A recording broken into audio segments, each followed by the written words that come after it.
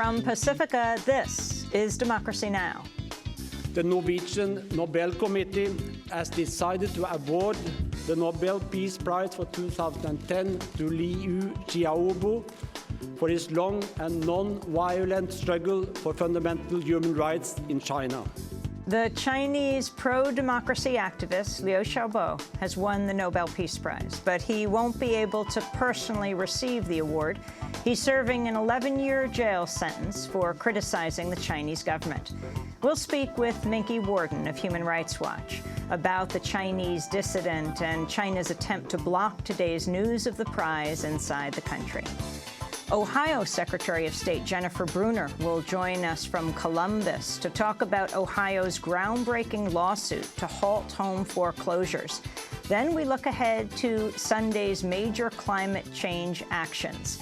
It's 10-10-10 Sunday, the 10-10-10 Global Work Party. More than 7,000 events are being held in close to 200 countries. And solar panels are returning to the White House. As we move towards a clean energy economy, the White House will lead by example.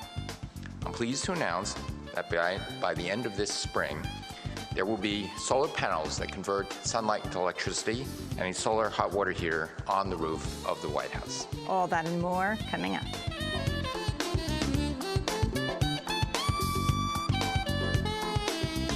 Welcome to Democracy Now!, democracynow.org, The War and Peace Report. I'm Amy Goodman. The White House has announced President Obama will not sign a congressionally approved bill that could have made it easier for banks to foreclose on homeowners. Consumer advocates have criticized the measure over a provision that would have limited homeowners' ability to challenge foreclosure documents prepared in other states. The White House move comes amidst growing calls for a nationwide moratorium on home foreclosures amidst revelations major lenders may have committed fraud while forcing thousands of people out of their homes. We'll have more on the story after headlines. President Obama hit the campaign trail Thursday with a warning over a flood of private right-wing groups spending millions of dollars to influence the upcoming midterm elections. Speaking at Maryland's Bowie State University, Obama cited a recent report from the Center for American Progress that the U.S. Chamber of Commerce has used donations from foreign corporations to target Democratic candidates. We learned that one of the largest groups paying for these ads regularly takes in money from foreign corporations. So groups that receive foreign money are spending huge sums to influence American elections. And they won't tell you where the money for their ads come from. So this isn't just a threat to Democrats. All Republicans should be concerned. Independents should be concerned. This is a threat to our democracy. A federal judge has upheld a cornerstone of the new health care law requiring Americans to carry health insurance. On Thursday, U.S. District Judge George Stee rejected a challenge from the conservative group the Thomas More Law Center alleging the measures unconstitutional. The Obama administration's, meanwhile, granted waivers to over 30 corporations, exempting them from a key provision of the new health care law. Companies, including the fast food giants McDonald's and Jack in the Box, as well as the health insurer Cigna, had warned they'd be unable to meet a new requirement banning annual caps on benefits. The administration says it's issued the waivers to protect workers' minimal coverage until the law takes full effect in 2014. But critics say the administration shouldn't be intervening to protect the so-called mini-med plans because they don't cover even basic emergencies. A U.S. Army colonel has recommended the court-martial of the first of 12 U.S. soldiers accused of forming a secret kill team in Afghanistan.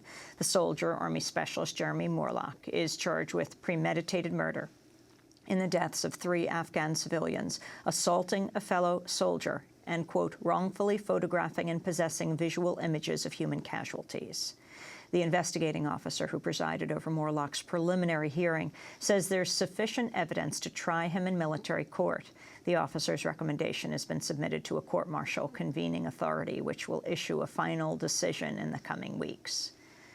The group Iraq and Afghanistan Veterans Against the War demonstrated in Washington, D.C. Thursday to launch Operation Recovery, the first veteran-led campaign to stop the deployment of soldiers traumatized by multiple tours of duty. The veterans gathered outside the Walter Reed Army Medical Center before marching to Capitol Hill. The rally coincided with the 9th anniversary of the war in Afghanistan. You can go to our website at democracynow.org for our coverage of Operation Recovery from Thursday's broadcast. The jailed Chinese human rights activist and writer Liu Xiaobo has been awarded this year's Nobel Peace Prize. Liu was cited, quote, for his long and nonviolent struggle for fundamental human rights. He was sentenced to 11 years in prison last year after spearheading a petition calling for freedom of assembly, expression, and religion in China. We'll have more later in the broadcast. The Peruvian writer Vargas Llosa has spoken to reporters in New York Thursday after he was awarded the Nobel Prize for Literature. The Nobel Committee honored Vargas Llosa, quote, for his cartography of structures of power and his trenchant images of the individual's resistance, revolt, and defeat. Vargas Llosa is the first Latin American author to receive the prize since Mexico's Octavio Paz won in 1990.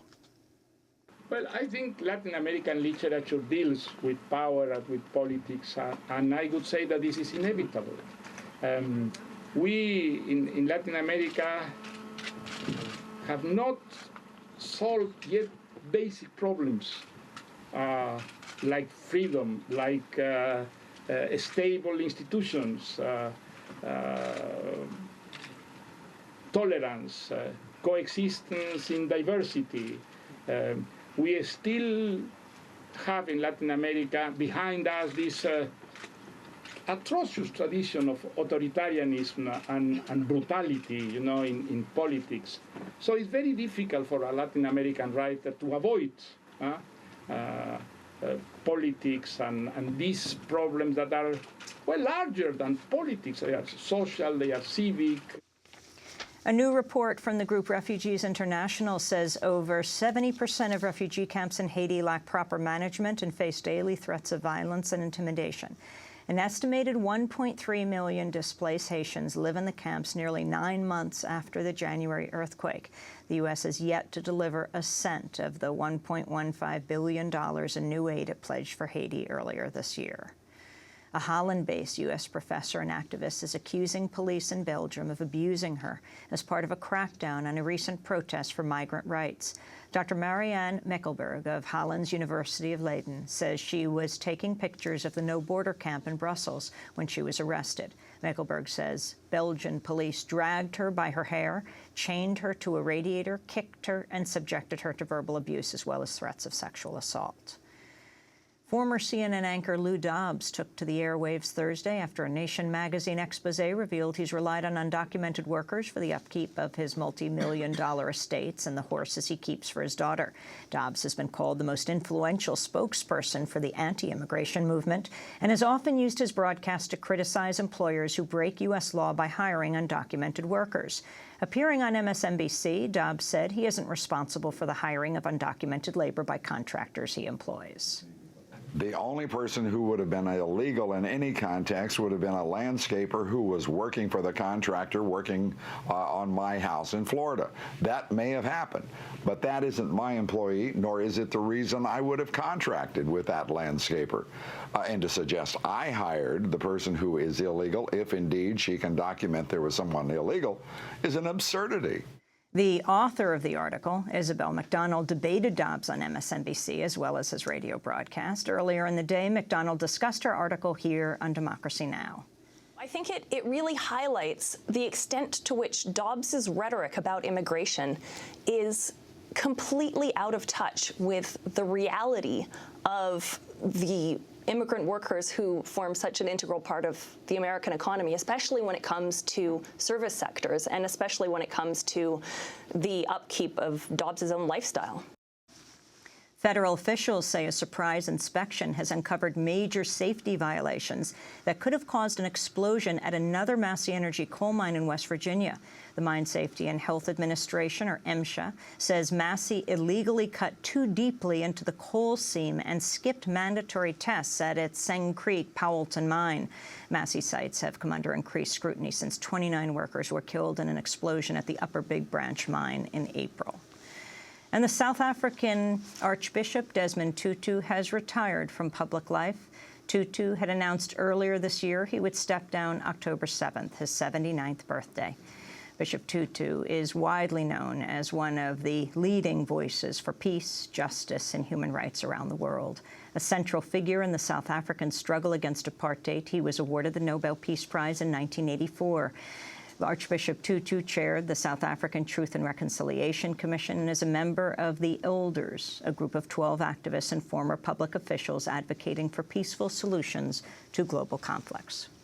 And those are some of the headlines. This is Democracy Now!, democracynow.org, the War and Peace Report. I'm Amy Goodman with Juan Gonzalez. And welcome to all of our listeners and viewers around the country and around the world.